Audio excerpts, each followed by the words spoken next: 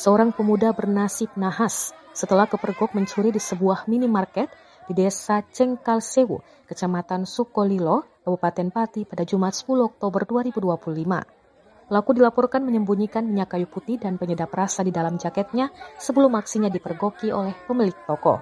Menurut keterangan warga, saat ditegur oleh pemilik minimarket, pelaku langsung panik dan kabur keluar toko. Pemilik minimarket kemudian berteriak meminta bantuan hingga warga sekitar ikut mengejar pelaku. Namun, situasi berubah ricuh ketika massa yang emosi berhasil menangkap pelaku dan menghakiminya di tempat. Rekaman insiden tersebut sempat beredar di media sosial, memperlihatkan warga yang mengerumuni pelaku di pinggir jalan.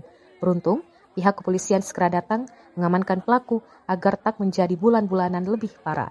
Meskipun pelaku diduga melakukan pencurian, banyak warganet menyayangkan aksi main hakim sendiri.